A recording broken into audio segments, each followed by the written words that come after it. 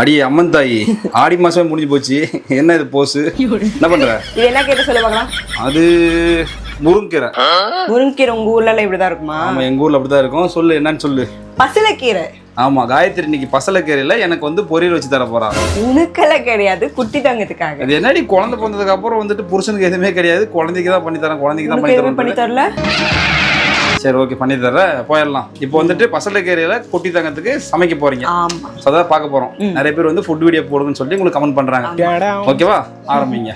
கீரையை கட் பண்ணி நல்லா அலசி எடுத்துக்கிட்டேன். இது கூட என்னென்ன சேர்க்க போறேன்னா, இந்த ஸ்பூன்ல வந்து நான் 1.5 ஸ்பூன் அரிசி எடுத்துக்கிட்டேன். 2 ஸ்பூன் வந்து பாசிப்பருப்பு போட்டு நல்லா கழுவி வச்சுக்கிட்டேன். 2 பல்லு பூண்டு, இந்த அளவுக்கு சீரகம், கொஞ்சமா மஞ்சத்தூள், லைட்டா கல்லுப்பு, அதுக்கப்புறம் கழுவி வச்சிருக்கிற பாலக்கீரையை உள்ள போட்டுக்கலாம்.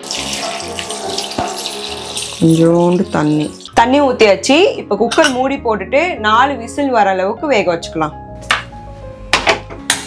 லோ ஃப்ளேமில் வச்சு 4 விசில் வர அளவுக்கு விட்டுருங்க. நான் அப்படிதான் வைப்பேன். ஃபைனலாக ஃபுட்டு வந்து ரெடி ஆயிடுச்சு. இங்கே பாருங்க, இந்த அளவுக்கு நல்லா வெந்திருக்கு. குட்டி தங்கத்துக்கு 1 இயர் ஆனனால நான் வந்து எல்லா ஃபுட்டுமே மசிச்சு தான் கொடுப்பேன். 1 இயருக்கு கீழே இருக்கிறவங்க வந்து ஒரு சில பேர் மிக்சியில் அரைச்சு கொடுப்பீங்க. உங்களுக்கு எப்படி தோணுதோ அப்படி கொடுங்க.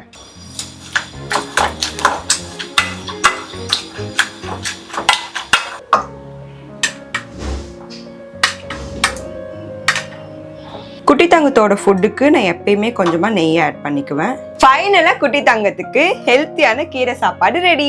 இந்த மாதிரி வீடியோஸ் நிறைய வேணும்னா மறக்காம நம்ம பேஜை ஃபாலோ பண்ணிக்கோங்க.